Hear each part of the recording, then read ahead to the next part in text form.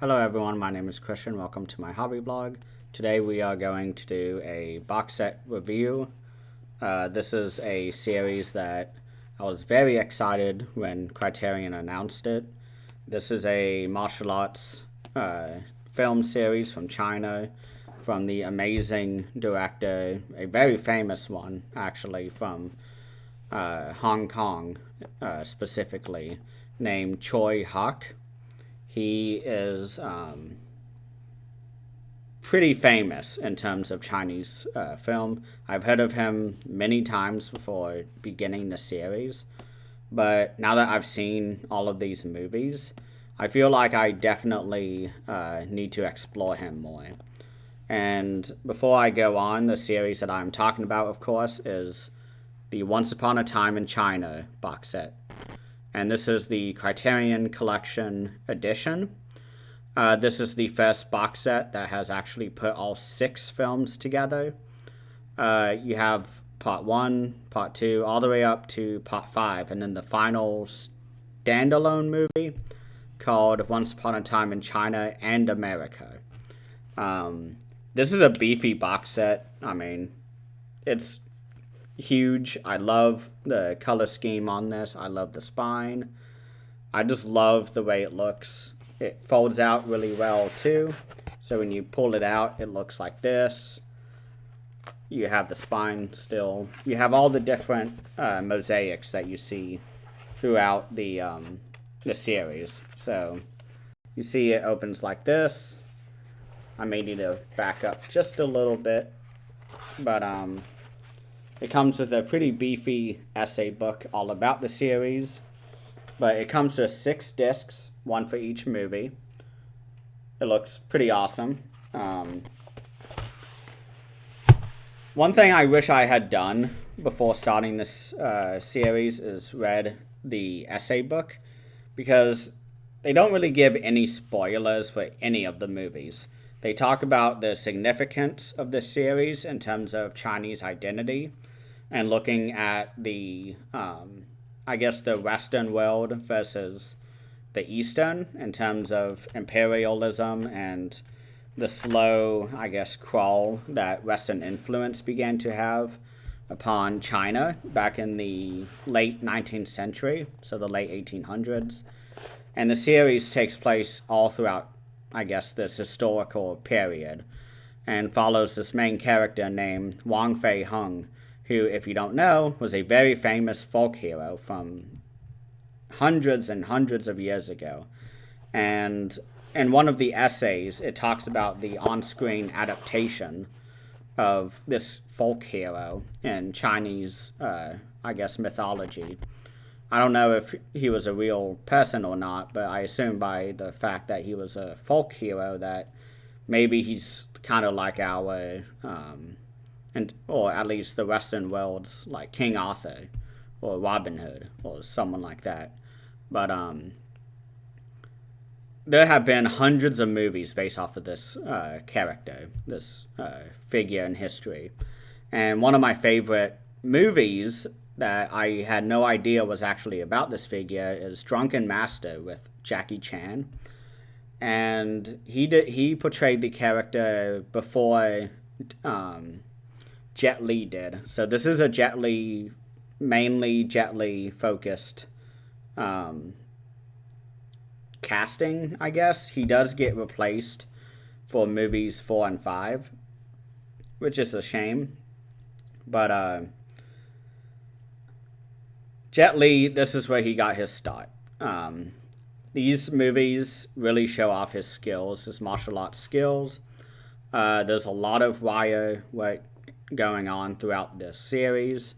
You will notice immediately the first fight that occurs in the series. You see the wires that are holding up all of the actors, and you see them flying around and kicking each other, punching.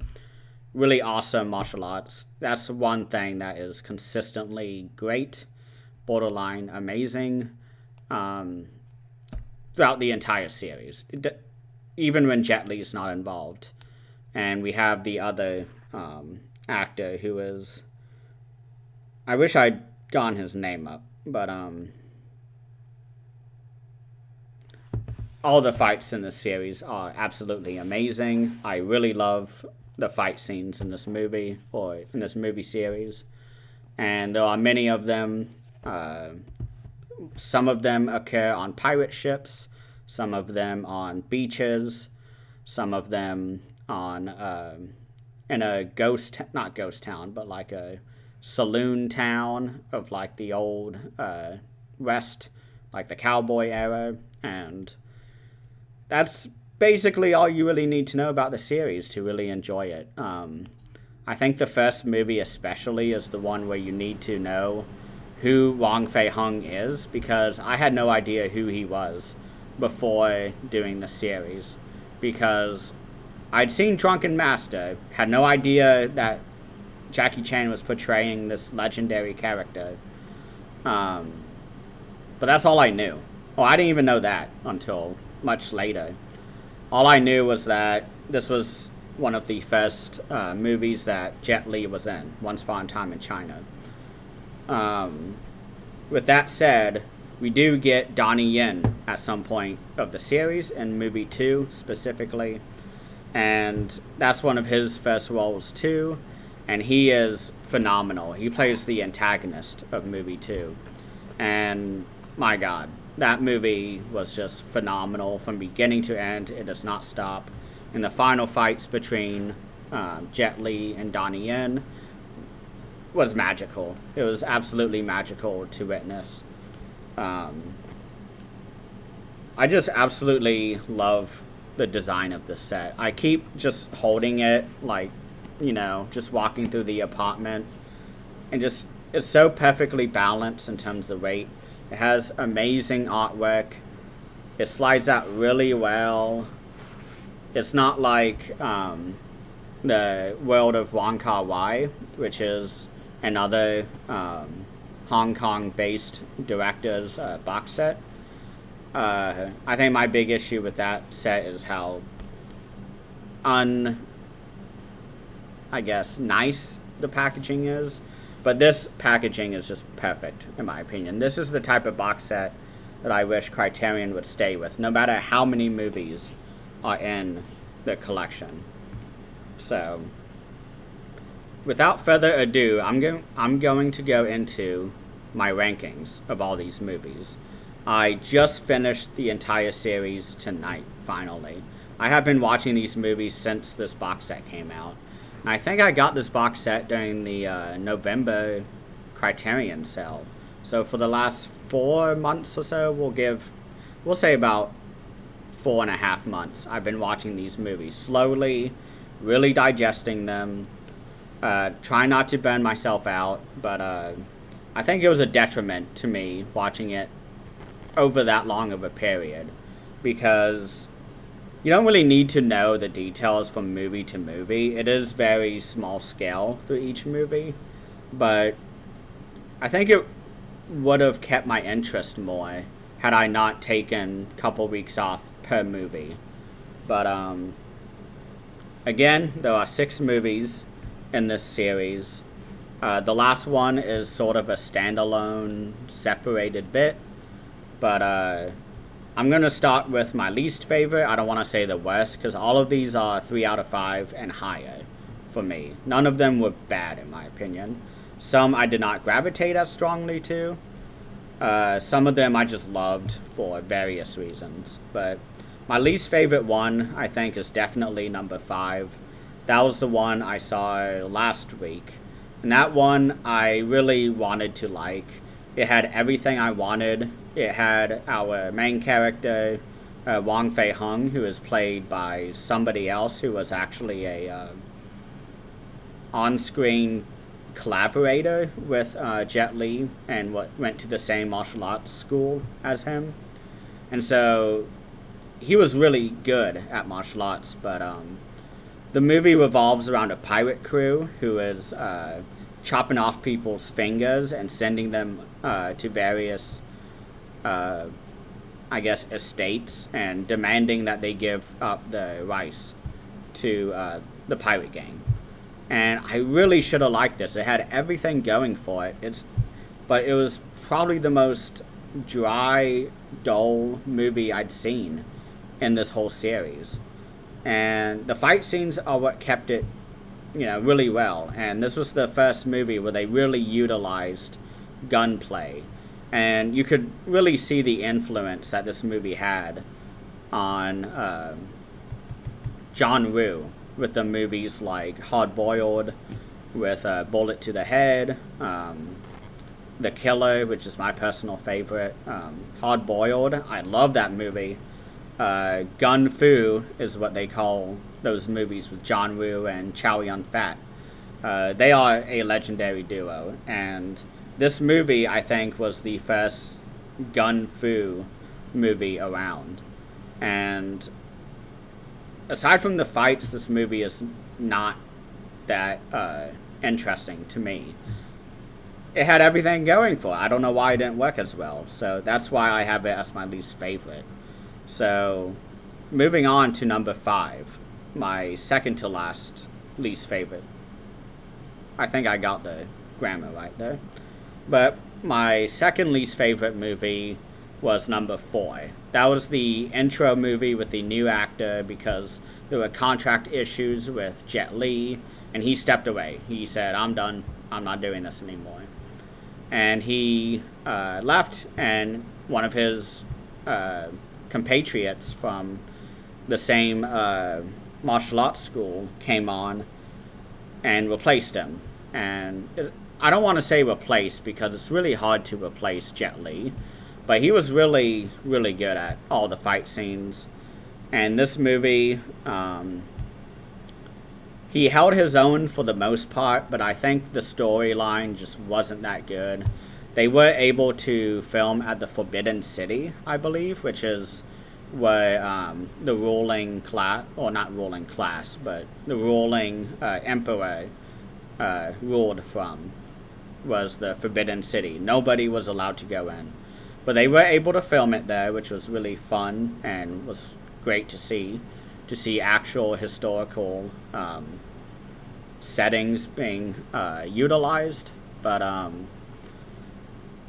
the story is basically these two gangs going one-on-one on each other, doing dragon dances, and they're trying to find who's the best dragon dancer, and a lot of heads stop butting. And I think this had the most interesting villain in the series, which was actually like a cult sect of a religious organization called the Red Lantern Sect. And they use a lot of fire. They use red lanterns, as the name implies, and they just cause chaos and try to kill any foreigner who was around. I think it had a lot of potential, but it just fell completely flat. And going from the Jet Li movies to a non-Jet Li movie, it didn't work well, in my opinion. And I was a little disappointed by it. Again, it had everything going for it. All these movies just are really great in concept. At least the bottom half of this list. The top half is really fucking good, but the bottom half, I think, had a lot of great kernels of promise and potential, but did not live up to them. And this movie was the same way, where the fights were awesome, they were amazing, but it just didn't hold up the movie on its own. So that's my number 5, is movie 4. So we're going down to number 4 now of what I rank these movies as. Number 4 is the last movie, the standalone movie, Once Upon a Time in China and America. The setting was awesome. This is where not Donnie Yen, but Jet Li comes back for the final time as Wong Fei Hung. And Choi Hawk is involved.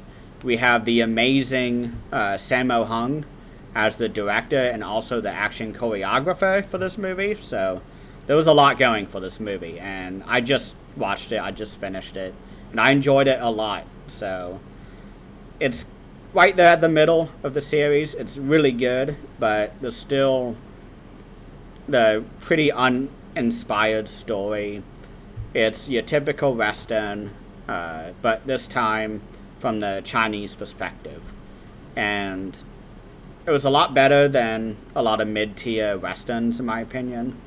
From like John Wayne or Clint Eastwood, kind of the ones where they were there for a paycheck, but this movie was so much better than those.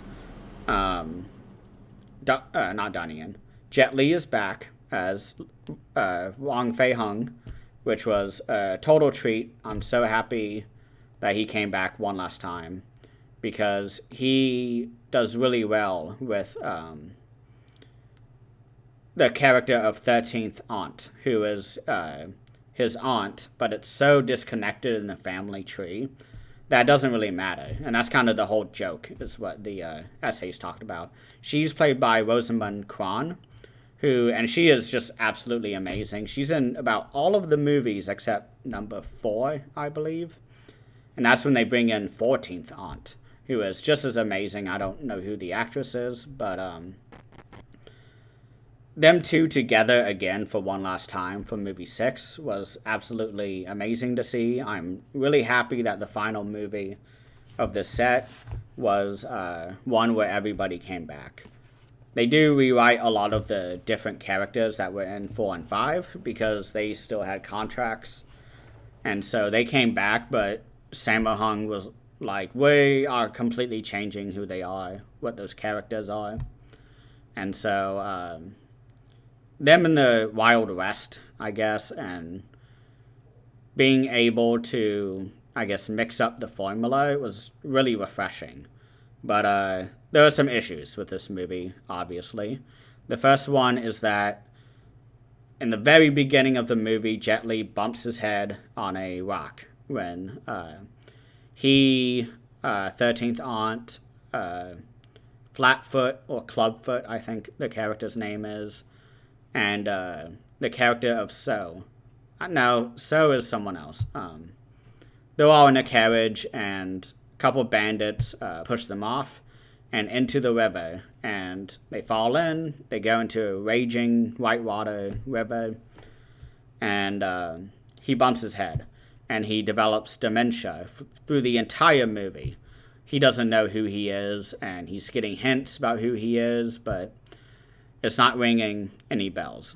And he gets picked up by some indigenous Americans who take him under their wing and kind of teach him their ways, and they're unable to talk to each other, so they're just having back and forths, but they're totally on different subjects, which was a funny dynamic. But I didn't really like that kind of plot arc. It was borderline problematic to see a bunch of like non-indigenous people dressed up as, indigenous Americans. But I don't know. There was just too many little things that I didn't like throughout the movie. I think it's just a little too generic of a plot. I mean, it's every Western you've seen, except this time you get to see Jet Li being awesome. And I'm trying to think of any other issues that I had with the movie. It's mostly just that plot arc. It's about half the movie, and it completely separates Jet Li from all the rest of the cast, and the cast that are in that plot line aren't the best. So it's kind of like, okay. And then we see Rosamund Kwan as 13th Aunt and all her characters that she hangs out with. And they're wonderful. I love that arc. But I think Jet Li being disconnected from everybody else was a big detriment, in my opinion. So that's all for number 6, or number 4, but for movie 6 of the series. My third favorite, it's no coincidence, it is number 3. This was the final Once Upon a Time in China movie that starred Jet Li until he did the 6th one. This one I liked a lot. It's just I don't really remember anything about it. It's this final movie. There's a lot of great action scenes, but there's really nothing I can remember is the issue. But I remember liking it a lot. So That's why I have it rated higher than number 6. Uh, I'm sorry I don't have more to say. I just I don't have much to say on that. But my second one is going to be a shock. My number 2 position is going to be the first movie. This was the movie that I started with, obviously. I'm going to go chronological. But I knew nothing about Wong Fei-hung at this point. And going in completely blind is not the way to do it. I read the essays because it tells you everything you need to know about Wong Fei-hung. They have a whole biography about him. They have an essay all about the adaptations and all the movies that were done on this figure. And they also have one all about the director, Choi Hawk, who did about 4 of the movies. Maybe 3. He directed 3 of them, but was a producer and writer for the most part in all of them. But number 1 was the most epic one. That was the one that they didn't really plan on doing any more after that, but it kind of broke the world when it came out. It became the biggest martial arts movie of all time. Before this movie, there was a different guy who was portraying Wong Fei-hung, and he had played him for about 30 or 40 years, is what the essay says.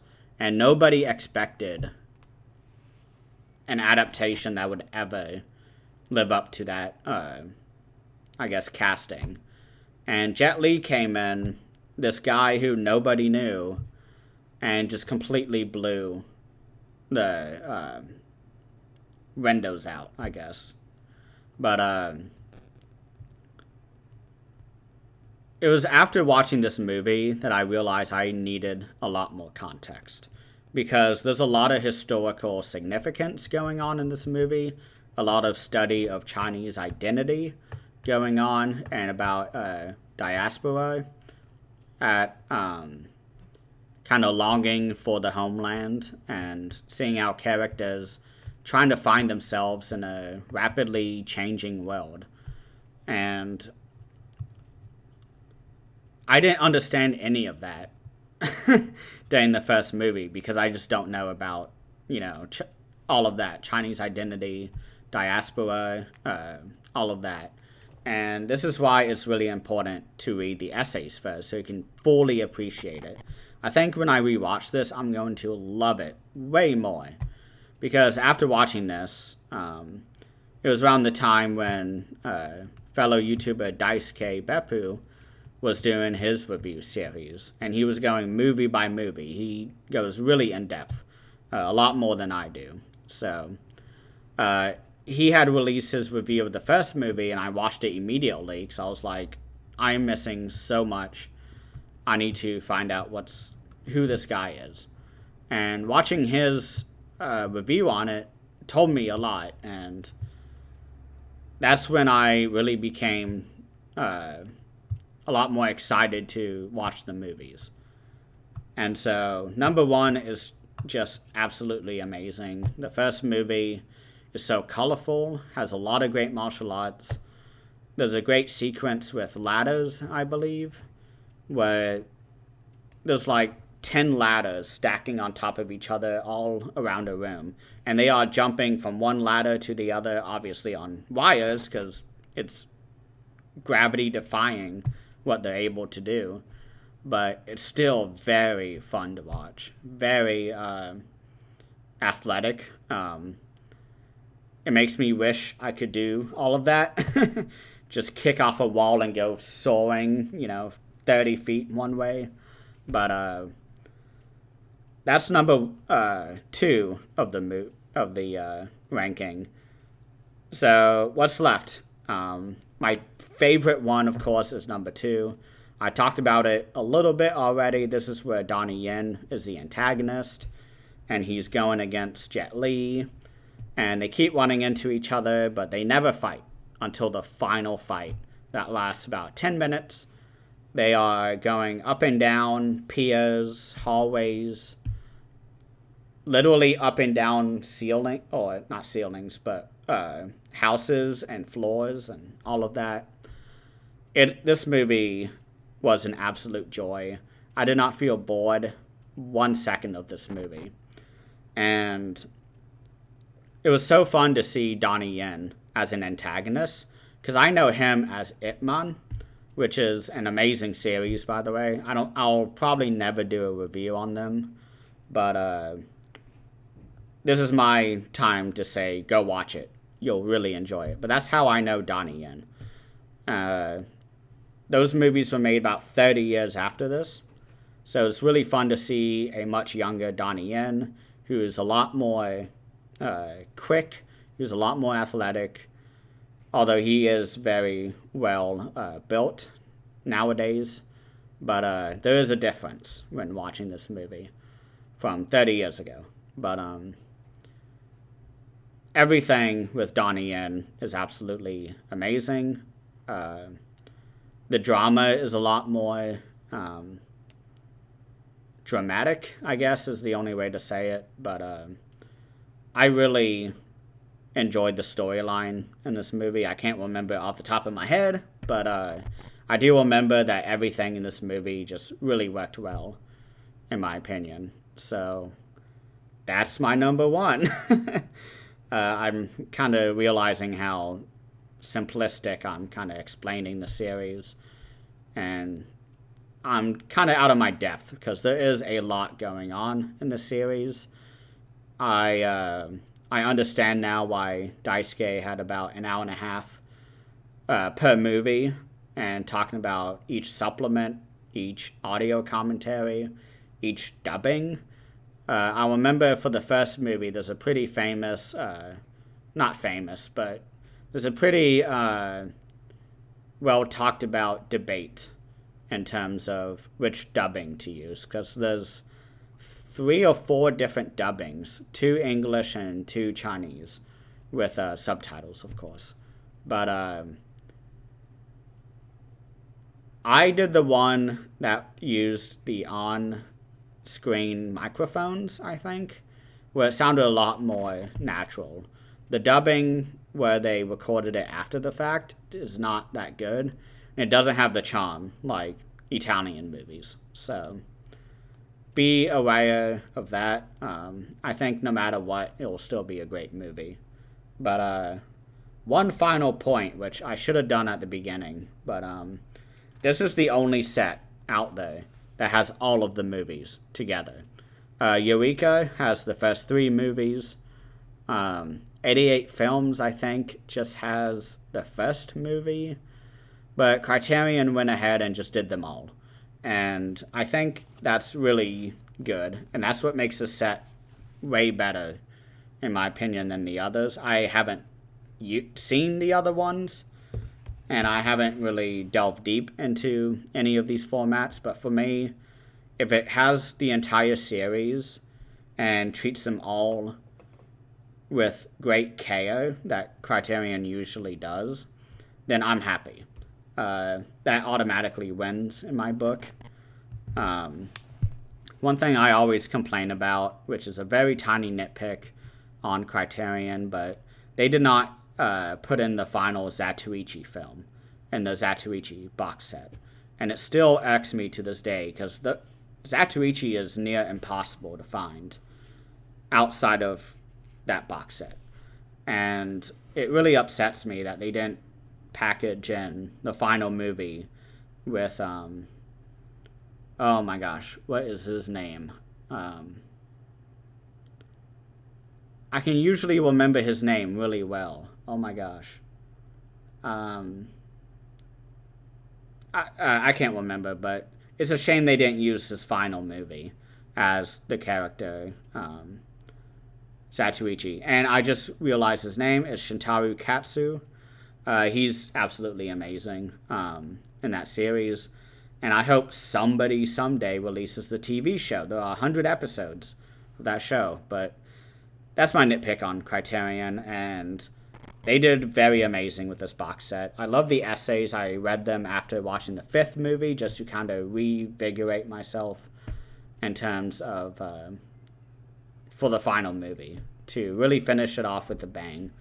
And I realized I should have read them all in the beginning, so I recommend you all pick up the set and read the essays first. So that is the Once Upon a Time in China box set by Criterion.